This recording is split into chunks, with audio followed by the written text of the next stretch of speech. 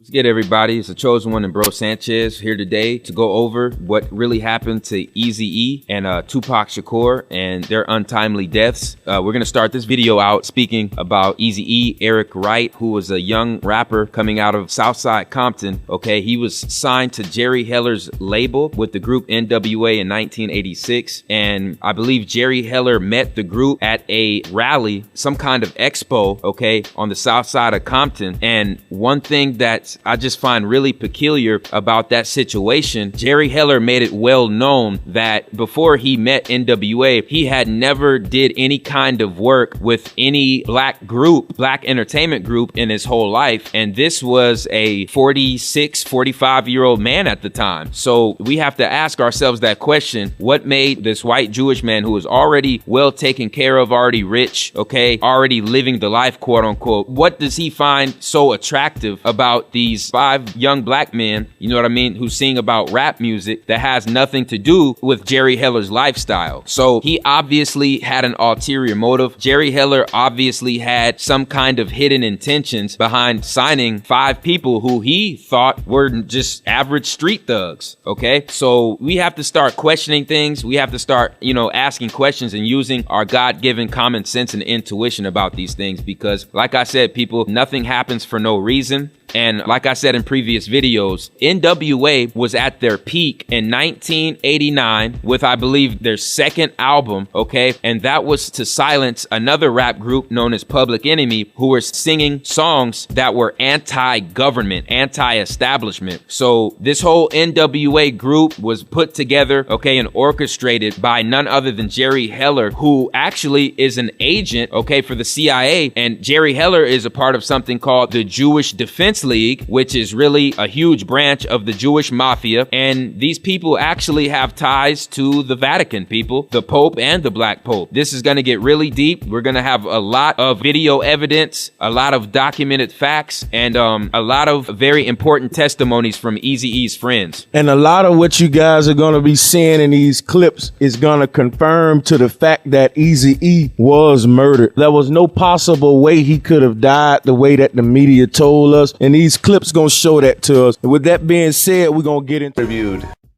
Lil Eazy, Eazy-E's son. And we didn't really get into specifics, but essentially Lil Eazy feels that Eazy didn't really die of AIDS. Like, if you look at his situation where like all the women around him didn't have AIDS, it came really suddenly and just killed him like right away. He feels that there was some sort of foul play, like he was injected with something or something like that. Do you guys get that feeling at all? I mean, yeah, me personally, I do as well, because I mean, even to this day, none of his kids, none of his baby mamas, his mistresses, anybody, nobody has came up with HIV or nothing like that. So I mean, just rationally thinking, some had to go on. Yeah, and it's just ironic because I know people can live with HIV for years and look normal and look healthy. But when you're about to die from AIDS, full-blown AIDS, you're going to look like you're going to die from AIDS. I've seen people that die from AIDS and they look like they have AIDS. Eazy didn't look like that at all when he passed away, at all. So up until the time that he ended up in the hospital, he just looked like the healthy Eazy-E you saw on TV. Yep. Yes. Yep. The healthy dude still, because he was short, but he was stocky. You know what I'm saying? He looked the same. Yeah, I mean, it's crazy. It's absolutely crazy. I think Eazy's the only rapper to actually die from AIDS that I know of. Yeah, definitely. But we were scared he died of AIDS. We didn't know if it was gonna be a chain reaction to things or what. You know what I mean? So we was trying to protect our careers. Allegedly died of AIDS. Well, no, he did. I think he that's died of AIDS. Yeah, it's confirmed. Allegedly. You think it was something else? This might be alleged. Yeah. The way he picked the shit up, but I ain't getting into that right now, Jay. Oh. I got my own theories, you know what I mean? Me too. But What? I've never heard these theories before. I thought it was just I mean, it was crazy though, because we was here in like December. We came here. We all didn't. This is the first time E bought us coats and all that. Like our really first time really in here with Eazy-E. So we went out, we went out that night. Niggas got a little sick out here with the weather change. Went back to hot LA, you know what I mean? So he went in for the common call for pneumonia, whatever it was, which was January. He had the common cold and pneumonia. Then February, diagnosed HIV positive. March, full-blown AIDS, dead. You know what I mean? So I'm like, it happened kind of fast. Didn't it? I was kind of thinking like, who the doctors did he go to? I think it was Jerry Heller's doctors that he went to, and he had just got fired. So I'm like, I don't know, but this don't even look, conspiracy. You know and then it's like you could, we all seen people with full-blown AIDS, and when they're about to die, they look like they have it and they're about to die. Now you can have HIV and you can still look healthy, you know what I'm saying? But, and you don't even know you have it. Right. Dude had full-blown AIDS and he looked like he regular. He was like still had his weight, still cocky, still looking like a regular dude, and it just came about all of a sudden, you know what I'm saying? I mean, he was wrestling with Big Wish, you know what I'm saying? Like, going at it with Big Wish. So the dude was strong, cocky, man, really built like a little tank, you know what I mean? So it's just theories, you know. Did you read Jerry Heller's biography that he wrote, or autobiography? I think I started. I think I read a little piece of it. I don't remember though. Yeah, I didn't read it. I read some of that as well. Well, sometimes people are HIV positive and then they get pneumonia, and that's what really. Right. So after we did our due diligence and learned the whole AIDS thing, that could be possible, but it's still a downhill process, though. You know what I mean? It's still got to be a downhill process. It just happened too fast for me. Right. They took it's a conspiracy, nigga, like Mike, man. It's conspiracy. Sometimes people feel like too, once you get diagnosed with something and then they start giving you the medication, that's when you really get sick. Make it worse, that like could cancer. That could be all in your brain too, you know what I'm saying?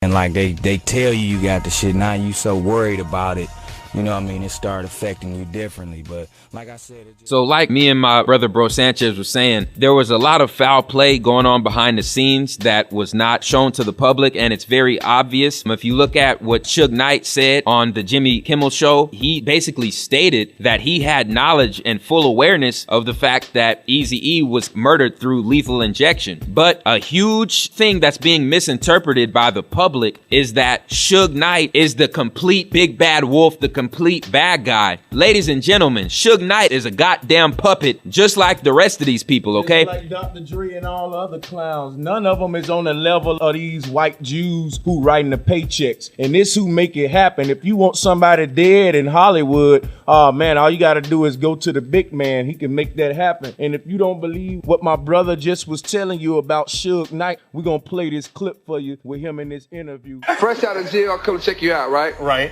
Why the bulletproof vest? Oh, it's not. Oh, no, that's just, it's new style. You've been in the can for a while. This is what everybody, that's what all the talk show hosts are wearing. This is a new thing, right? Yeah. See, if somebody gonna do something about it, technology is so high, right? Right. So if you shoot somebody, you go to jail forever. So the kids, you don't want to go to jail forever, right? So they got this new thing out there. People sell them all the time. They got this stuff they get blood from somebody with AIDS. Yeah. And then they shoot you with it. Oh, so well, that seems bad. That's a slow death. Yeah. An easy thing, you know what I mean? Yeah. Oh, no. Okay. Way to lighten the mood. Yeah. Wow. Well, Suge's terror alert level just went from elevated to high. Okay, so let's get into this individual known as Dr. Dre. This particular person, he came from Compton, but there's no physical evidence that he was ever involved in any gang affiliation, he was ever jumped in any gang, or he, was involved in that lifestyle whatsoever. So I just find it funny that Dr. Dre is portraying this whole gangster thug persona, okay, and every other rapper who steps out and exposes this man for being a fake and a fraud, okay, ends up dead. If you think it's BS, listen to Eazy-E's rap song called Real MF&Gs, and it's about 5.5 minutes long, exposing Dr. Dre for being a male dancer, a woman beater, a womanizer, and a homosexual. And not only did Eazy-E say this about Dr. Dre, but Tupac said it also, and we see that the two people who said something about Dr. Dre being a homosexual, they dead. And also the person who's Dr. Dre's male lover was supposedly the white remind you of Interscope. And also, you know, there's plenty more when you're dealing with that type of power. So with that being said, we're going to show you another video that's going to back what my brother just said. Going to back him right up, baby. Now, before I play this video, I'm going to pass the mic back to my brother because I just want him to go in before we show you this video of Dr. Dre's motives, man. Eazy-E was getting all of his money. Eazy-E was calling him out for being a homosexual. Let me see. First of all, I want to start off with those studio gangsters out there. No, wait. I just want to define it for Middle America. A studio gangster. It's somebody that's not real. They go in the studio and all of a sudden become hard when they used to do dance music. Okay. You know, I'll tell you about it a little later. Okay. Where do we go next? I had no idea that you make money off product from Dr. Dre and Snoop. Now, how did that work out? Basically, I had Dre signed as exclusive producer and exclusive artist. Mm-hmm. So when Dre tried to make his deal over at Interscope, you know, I was included for the next 6 years. So you can say all you want to say. Basically, you could diss me all you want, but I'm going to get paid. Because that's why I say Dre Day is only Eazy's payday. And that's real. Well, that's some stuff that'll really enrage you. You got your career on the line because of the homosexual remarks. And then 6% of all of your money is going to Eazy-E. Now, 6% of all of the millions that Dr. Dre was getting during that time would have been a couple of 100,000s, if not maybe a couple few small million. Yeah. So we see that was a big motive. That was some real beef going on, y'all. And if you don't believe it, let's go ahead and play this video. We're going to show you how mad Dr. Dre was in this video. I guess they didn't respect my talent, you know, so now they're suffering the consequences. Eazy-E, you're dropping like a brick, boy. See ya. Eazy-E, you're dropping like a brick, boy. See ya. Eazy-E, you're dropping like a brick, boy.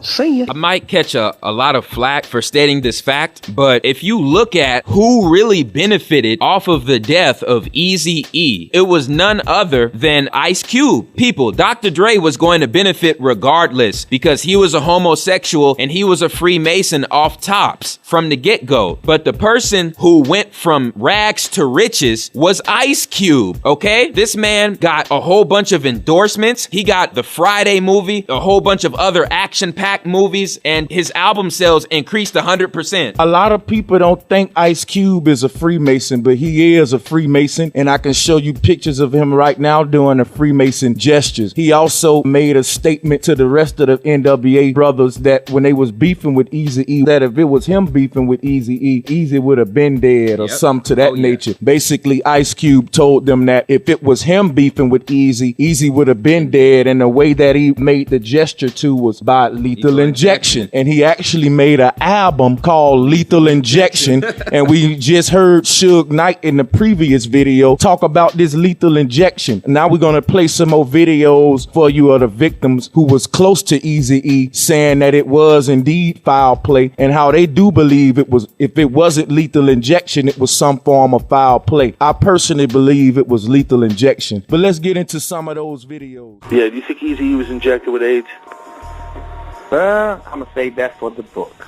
You're going to save that for the book. So, okay, so it might be a possibility. Because the thing, I mean, I won't go too much into it because I know you want to save it for the book, but it's crazy how dude went from being, you know, healthy to sick to passing away, like in what was it, like a month? What was the time frame? I would say a few weeks, a couple of weeks. Yeah, he was in one hospital, then he went to another one. Yeah, within about 3 weeks, he was gone.